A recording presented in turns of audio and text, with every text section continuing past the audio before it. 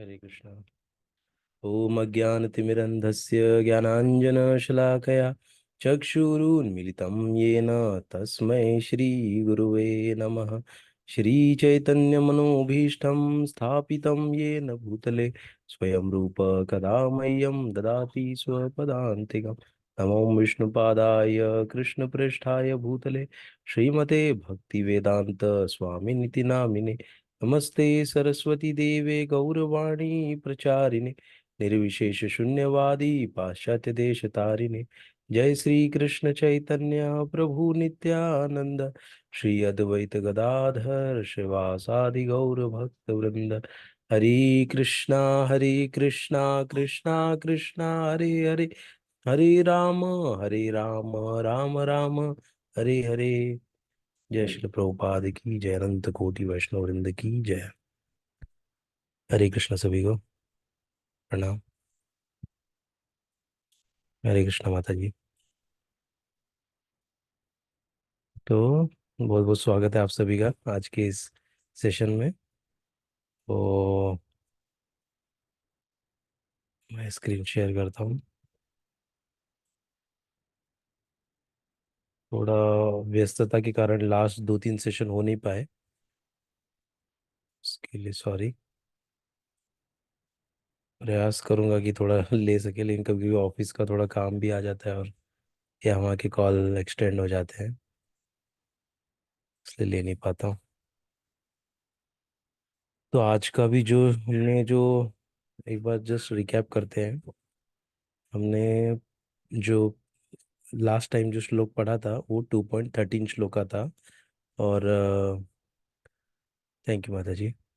Last time का जो श्लोका पढ़ा था वो 13th श्लोका था, जो था कि देहिनो अस्मिन यथा देहे कौमारम यौनम जरा तथा देहांतर प्राप्तिर धीरस तत्र न मुह्यति।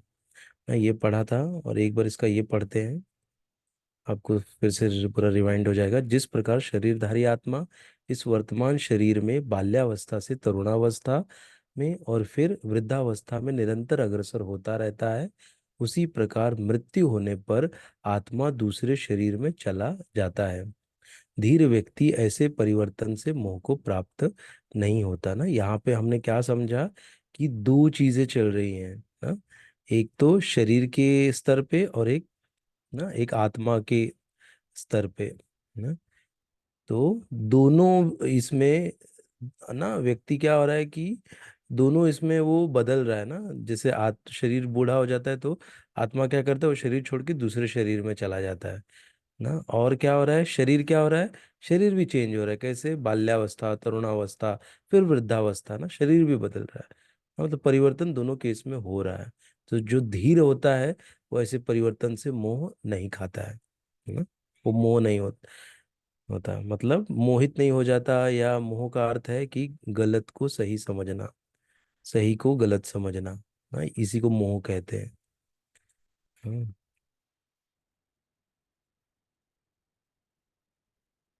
तो इसको हमने अच्छा से एकदम डिस्कस किया था ना। यदि कोई इसको नहीं अटेंड कर पाया तो प्लीज़ 2.13 का श्लोका ऐप पे देखिए या तो यूट्यूब चैनल पे देखिए। अपलोड हुआ है, या शायद कल आएगा 2.13 का श्लोका यूट्यूब पे।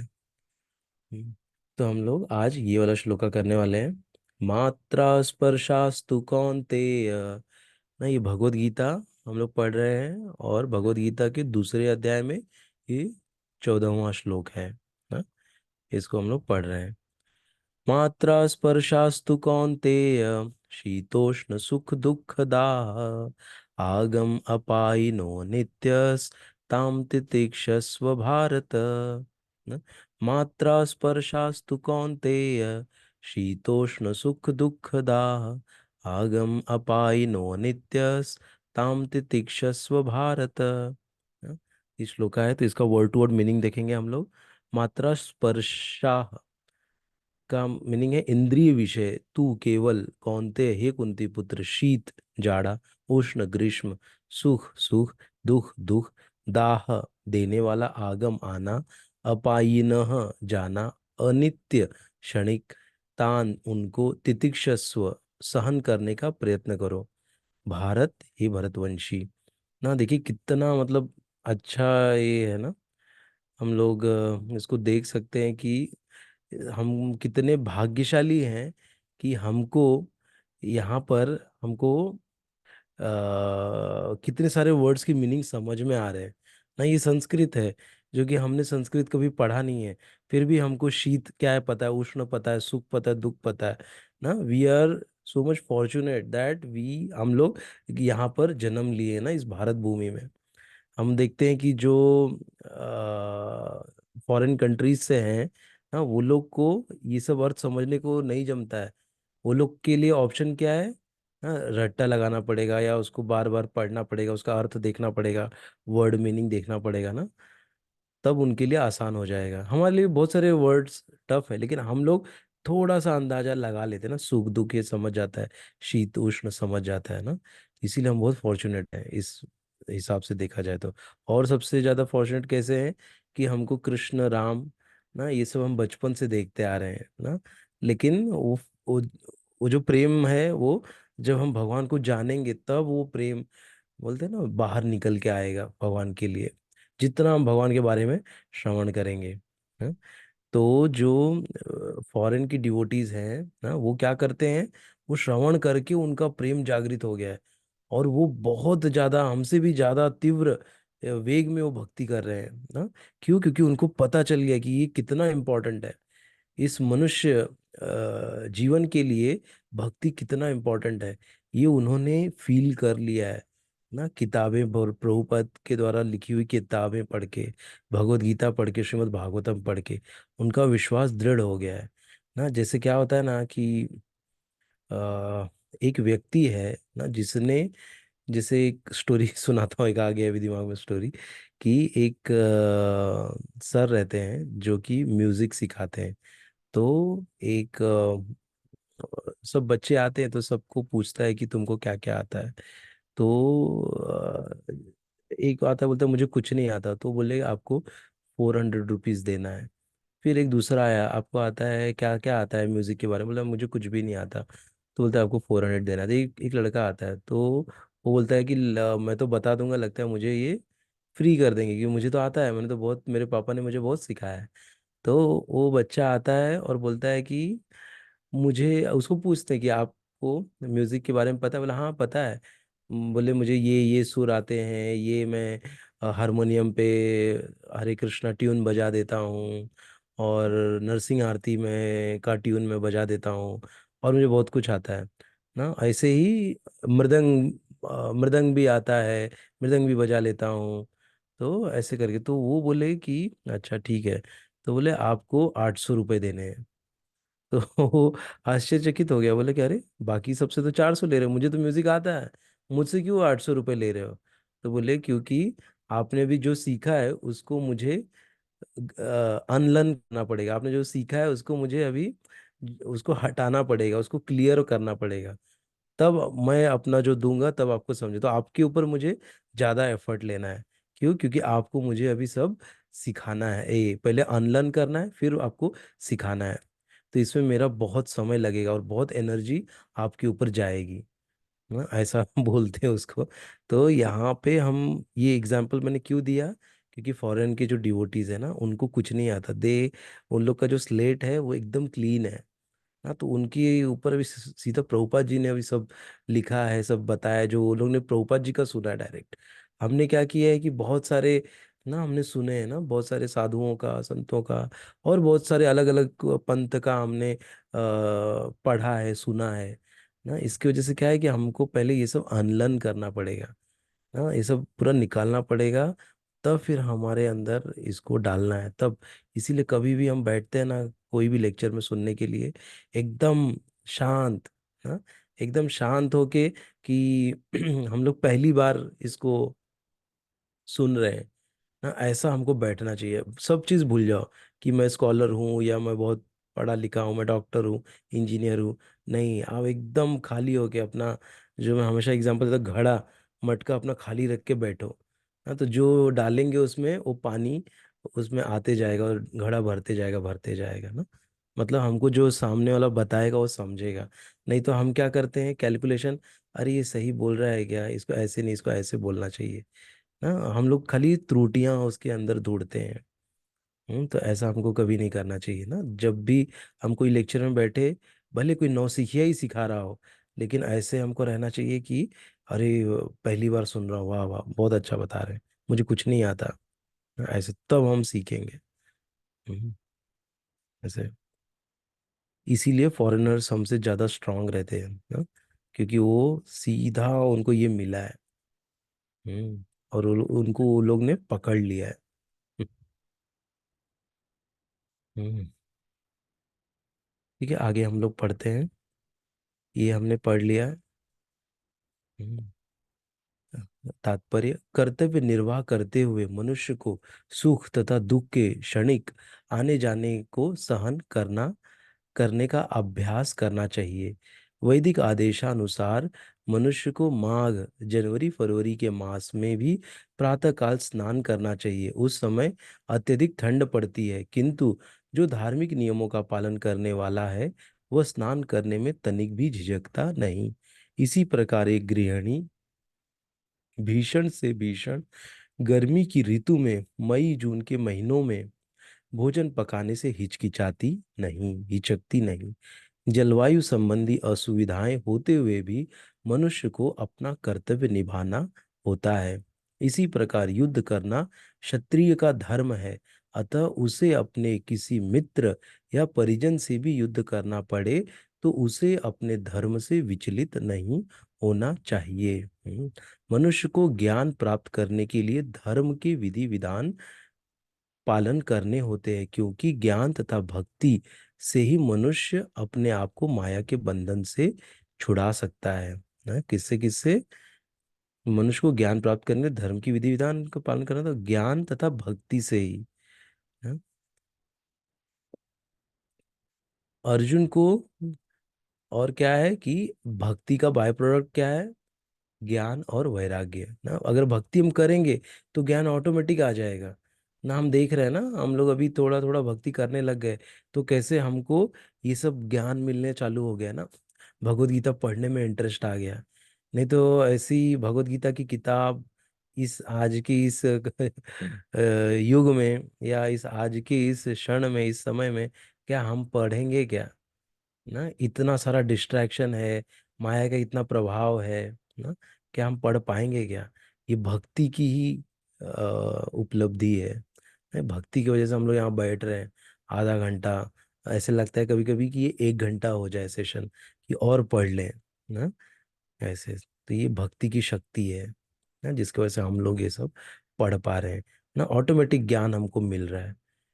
हम्म, ऐसा है, कुछ ना कुछ कंटेंट हमको ऑनलाइन या ऑफलाइन बुक के माध्यम से, कहीं ना कहीं से, या किसी मित्र के माध्यम से, कोई भक्त के माध्यम से हमको ज्ञान मिलता ही है ऑटोमेटिक ना। इसलिए इसको बाय प्रोडक्ट बोलते हैं। लेकिन ज्ञान भी जरूरी है ना। अगर भक्ति हम कर रहे हैं लेकिन अगर हमको ज्ञान नहीं, हम शास्त्र पढ़ नहीं रहे हैं, तो वो क्या हो जाएगा?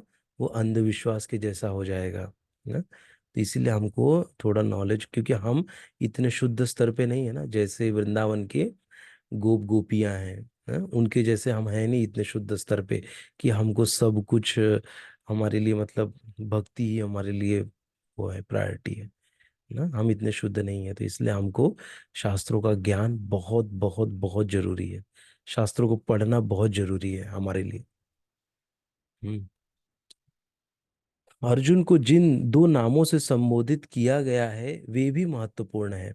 कौन्तेय कर कहकर संबोधित करने से यह प्रकट होता है कि वह अपनी माता की और मातृकुल से संबंधित है, और भारत कहने से उसके पिता की ओर से पितृकुल से संबंध प्रकट होता है। दोनों ओर से उसको महान विरासत प्राप्त है। महान विरासत प्राप्त होने के फलस्वरूप कर्तव्य निर्वाह का उत्तरदायित्व आ पड़ता है। अतः अर्जुन युद्ध से विमुख नहीं हो सकता ना। जो कारण दे रहा था ना कि कैसे मैं अपने संबंधियों के ऊपर चलाऊं ना, बाण चलाऊं, कैसे उनको मारूं मैं ना, यही था ना। इसी का उत्तर मिल रहा है ना अभी हमको दे रहे हैं कृष्ण भगवान ना, कि अभी इसलिए बताया कि इनको क्या नाम लिया, दो बार इनको बोला क्या, एक तो बोला कुंती पुत्र, ये कुंती पुत्र, और फिर क्या बोला, भारत वंशी। ना तो भगवान देखो कैसे वर्ड्स चूज कर रहे हैं, एक ही श्लोका में उन्होंने क्या किया, दो नाम उनके लिए। ना, उनके दो नाम ले लिए। एक सेकंड देना, थोड़ा चार्जिंग लगा देता हूँ।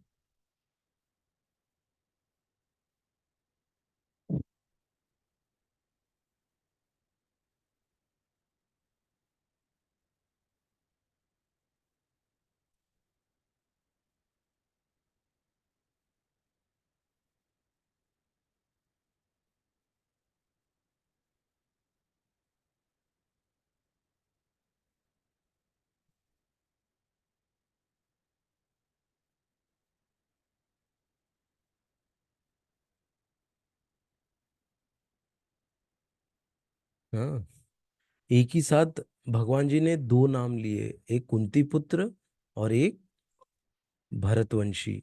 हाँ, भारत, मतलब दोनों कुल को उनको दिखा दिए कि आप इतने बड़े कुल के पुत्र हो, आप भरतवंशी हो, आप कुंती पुत्र हो ना। जैसे मात्र मतलब उनके ननिहाल से कनेक्ट कर दिए कि ननिहाल भी कितना वो है ना, शक्तिशाली सब लोग हैं, महाराज उग्रसेन और सब लोग हैं वहाँ पर, कृष्ण भगवान वहाँ से है, वसुदेव हैं। हाँ, तो वहाँ से संबंधित हो, वो भी एकदम बड़ा कुल है। और आप भरतवंशी हो, यहाँ का भी कुल बड़ा है। इतने बड़े कुल को आप रिप्रेजेंट कर रहे हो और आप युद्ध से विमुख हो रहे हो। हाँ, तो भगवान ने देखो कैसे दो वर्ड मारे, ऐसा बोलने से तो आदमी का जोश आ जाएगा ना, अरे मैं तो ये वंश का हूँ।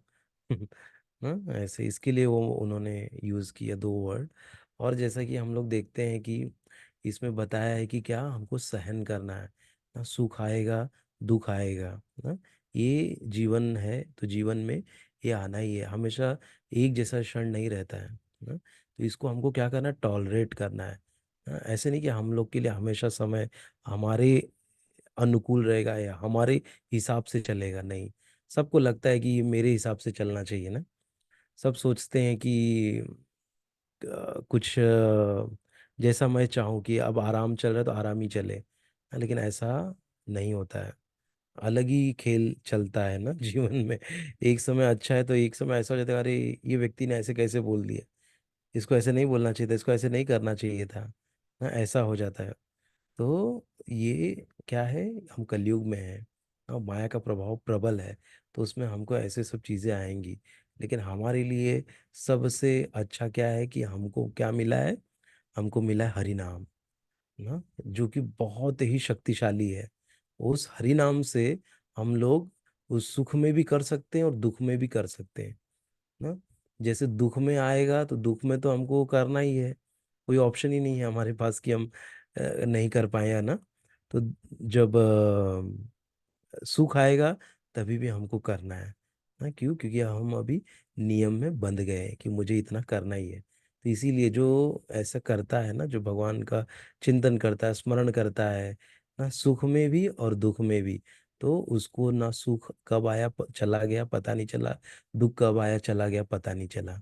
वो दोनों में वो क्या रहता है, नॉर्मल रहता है ना, इस हरि नाम की वजह, क्योंकि वो पूरा एब्जॉर्ब है हरि नाम में। तो दुख आया तो बोलेगा अरे चलो आया है तो और हरि नाम तेज करो। ना, तो क्या होता है कि वो दुख भी एक्चुअली उसको शक्ति मिलती है दुख को झेलने की। और प्लस वो दुख जो है वो एकदम छोटा हो जाता है, बहुत छोटा हो जाता है। तो उसको कोई टफ नहीं रहता उसके लिए ना। जैसे भगवान बताते हैं ना कि इतनी बड़ी वैतरणी नदी है ना, इस भौतिक जगत और आध्यात्मिक जगत के बीच में एक वैतरणी रिवर है, नदी है, जो खून और हड्डी मांस से भरी हुई है, वो एकदम नदी, उसको पार करना रहता है। तो भगवत गीता में भगवान बोलते हैं कि वो जो नदी है, हाँ, वैतरणी नदी, वो एक गाय के खुर में जितना पानी जमा है उसके बराबर हो जाता है भक्तों के लिए ना। उसको आराम से उसको पार कर जाते हैं ना, ऐसे ना। तो इसीलिए इसका एग्जाम्पल लिया गया है कि गाय का खुर, आप लोग इसको आगे हम लोग पढ़ेंगे, कहीं ना कहीं तात्पर्य में भी आएगा ना। तो ये है, तो इसीलिए हमको टॉलरेट करना है, सुख आएगा टॉलरेट करो, सुख में भी ये नहीं कि सुख आया चलो माला रख दो, अब तो मस्त चल रहा है, अभी तो हमको जरूरत नहीं है। क्योंकि हम भक्ति में जुड़े कैसे, कहीं ना कहीं हमारा कुछ तो बोलते हैं ना, हमारी कुछ तो दबे हैं, या कुछ तो हमको फटका लगा है ना, कुछ तो हमको हमारे जीवन में ऐसा बड़ा दुख आया है जिसकी वजह से हम थोड़ा भक्ति में आए ना।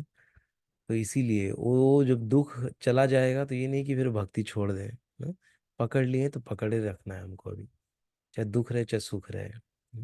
इसीलिए कहते हैं ना कि जो डिवोटीज रहते हैं वो चाहे जंगल में रहे, चाहे घर में रहे, चाहे बड़े घर में रहे, चाहे छोटे घर में, चाहे बैठने के लिए आसन हो चाहे आसन ना हो, चाहे पेड़ के नीचे बैठो ना, लेकिन जप करना है।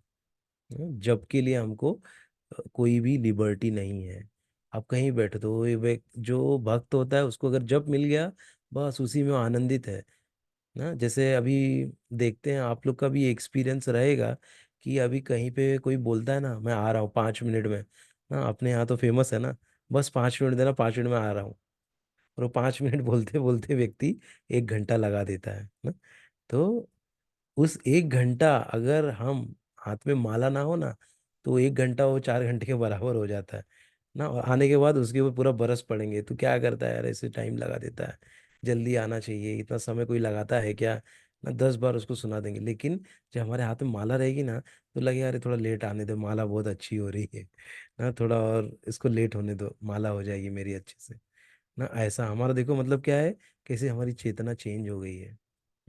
कहीं कहीं मुझे कोई ऐसा जाता हूँ कहीं स्कूल में, कभी कुछ भगवत गीता का जैसे कंपटीशन रहता है उसके बारे में बताने के लिए, या कुछ जागरूकता फैलाने के लिए, तो कुछ कुछ प्रिंसिपल्स हैं ना, कुछ मीटिंग्स में रहते हैं, तो कभी कभी 2-3 घंटा बाहर बिठा देते हैं। तो उस समय मैं माला जपते रहता हूँ, तो उनको ये भी लगता है कि अरे ये तो चला गया होगा, चला जाएगा ना, लेकिन मैं बैठा रहता था, मिलके ही काम करके निकलता था।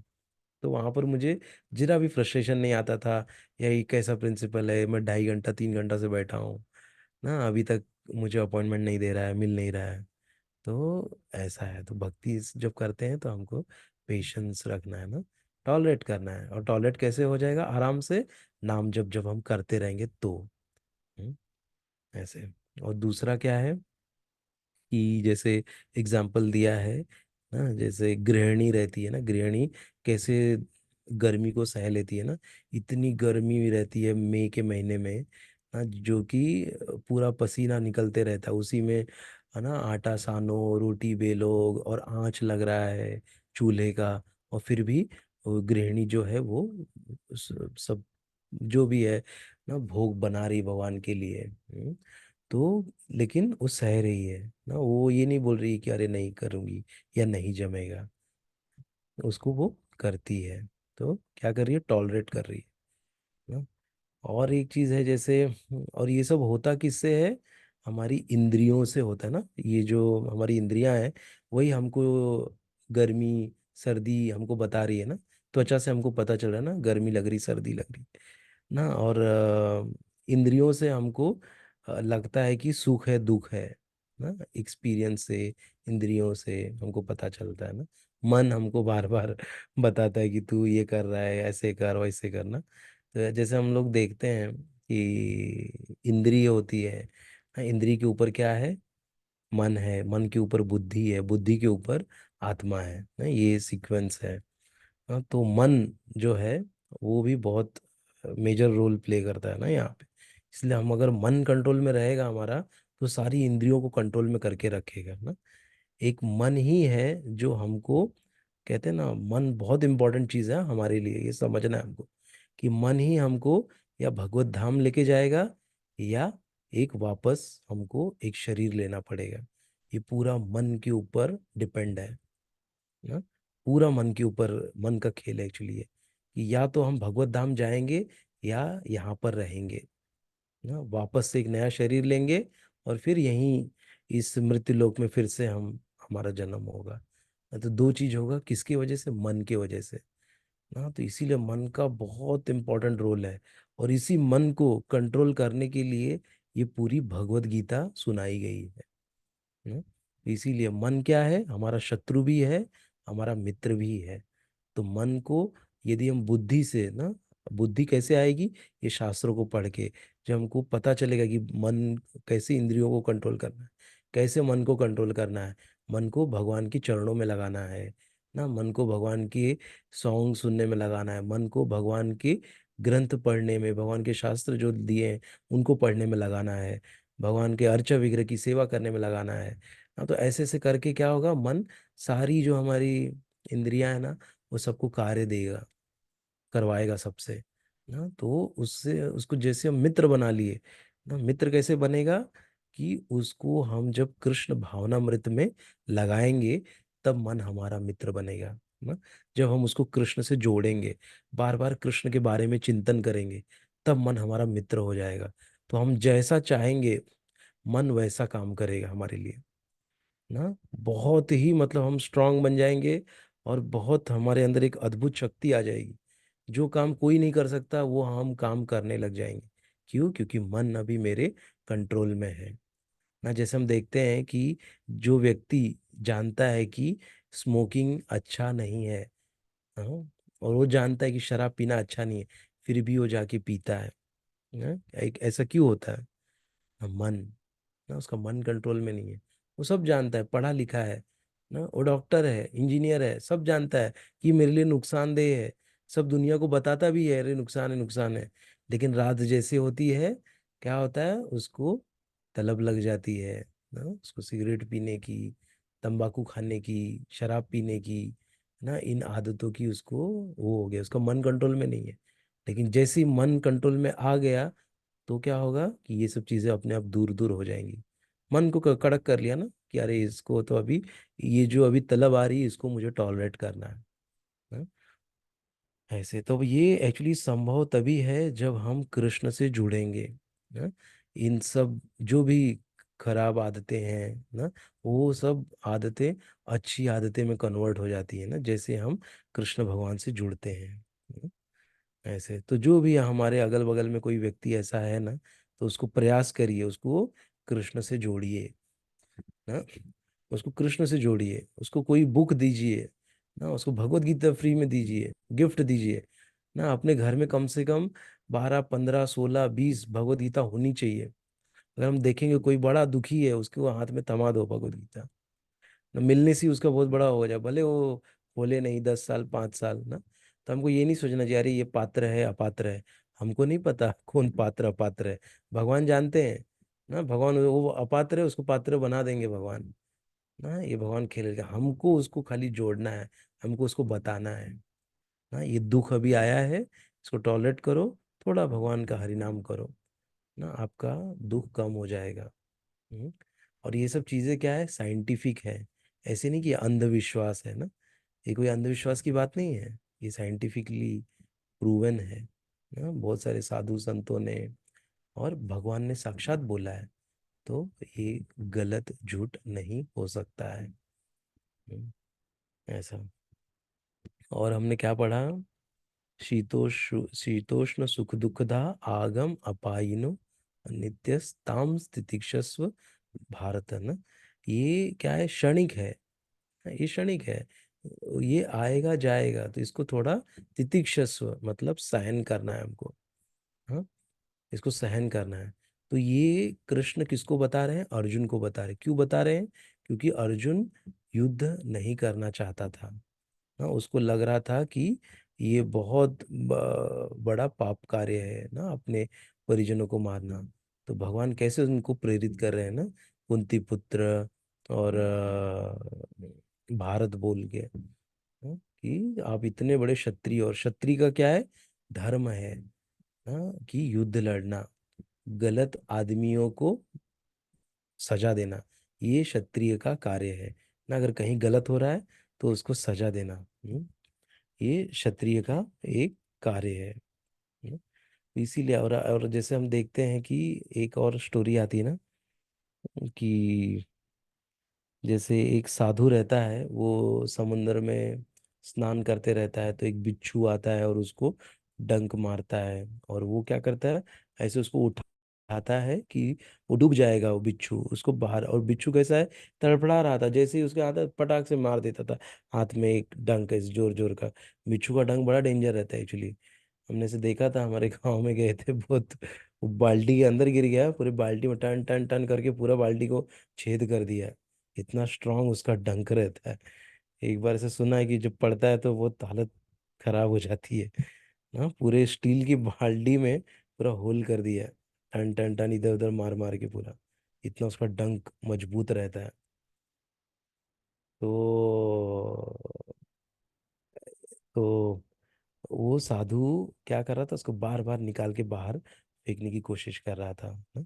तो जो एक बाहर व्यक्ति था, वो देखा, अरे क्या चल रहा है इसका। फाइनली क्या किया, साधु ने उसको उठा के बाहर फेंक दिया ना किनारे। और फिर वो व्यक्ति आया, पूछा कि ये क्या है, आपने, आपको मार रहा था फिर भी आप उसको ऐसे कर रहे थे। तो बोले वो अपना धर्म निभा रहा था, मैं अपना धर्म निभा रहा था। हाँ, बोले कि मैं साधु हूँ, मेरा धर्म है सारी जीवों की रक्षा करना। हाँ, किसी को कोई तकलीफ ना है ना, पर दुखी होना। तो उसको दुख आ रहा था, तो मुझे बड़ा दुख हो रहा था, इसके लिए मैं उसको बचा रहा था। और उसका धर्म है उस डंक मारना। वो अपना कार्य कर रहा था, मैं अपना कार्य कर रहा था, ऐसे। तो ऐसा है, तो हमको ऐसे समझना है ना।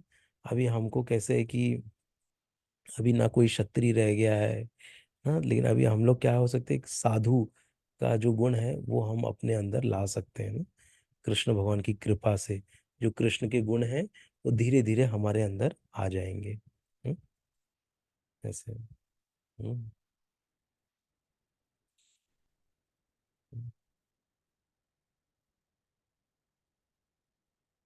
तो आज हम लोग यहीं तक करते हैं। और कुछ है क्या, मैं देख रहा था।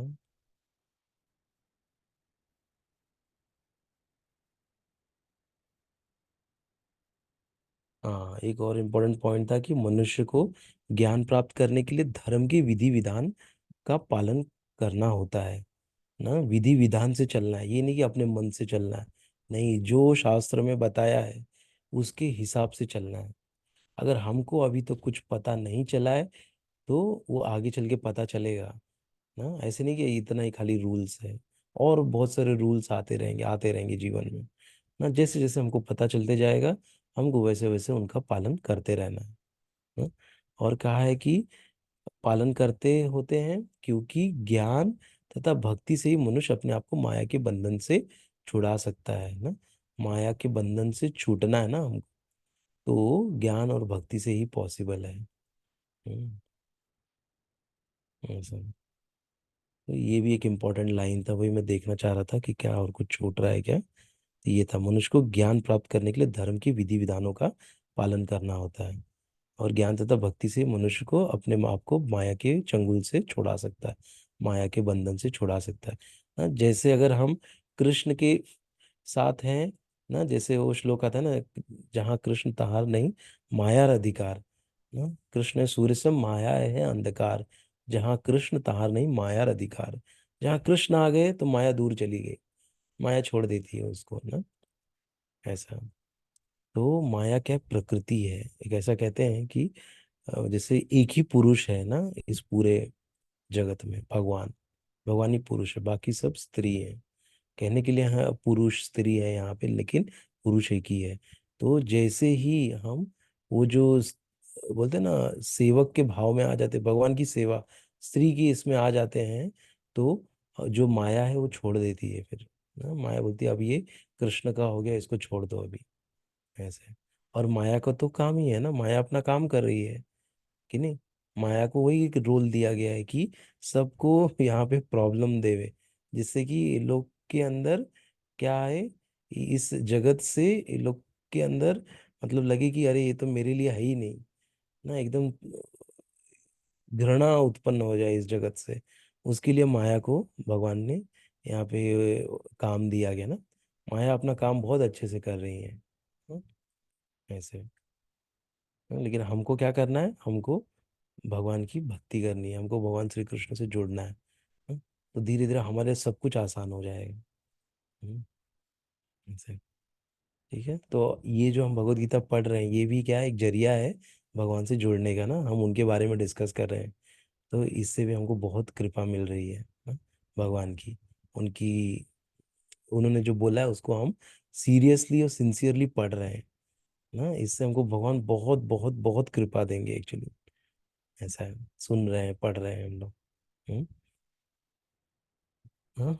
तो थैंक यू सो मच, आज हम लोग यहीं तक करते हैं। आगे हम लोग कल फिर से मिलेंगे और आगे का पढ़ेंगे। सारे श्लोक बहुत इंपॉर्टेंट है, इसलिए एक एक श्लोक को आराम से टाइम लेके पूरा समझेंगे ना, जितना हमारी मेरी योग्यता है ना उसके हिसाब से। आगे इसको जब पढ़ेंगे तो वापस और अच्छा कुछ आएगा, तो और अच्छा डिस्कशन होगा ना। और आप लोग भी कुछ शेयर करना चाहते हैं तो आज थोड़ा लेट हो गया है, कल आप लोग शुरुआत में मैं 2-3 मिनट टाइम, हम लोग 5 मिनट डिस्कस करेंगे चाहिए तो, अगर आप लोग को कुछ शेयर करना है तो। हम्म। तो बहुत बहुत धन्यवाद आप सभी का ज्वाइन करने के लिए। हरे कृष्णा। जय शिल प्रभुपाद की जय। अनंत कोटि वैष्णव वृंद की जय। ग्रंथराज श्रीमद् भगवद हरे गीता कृष्ण की प्रभु जी। जय। थैंक यू प्रभु जी। हरि बोल माता जी। Thank you so much, you too. Thank you Ananya माता जी, हरि बोल।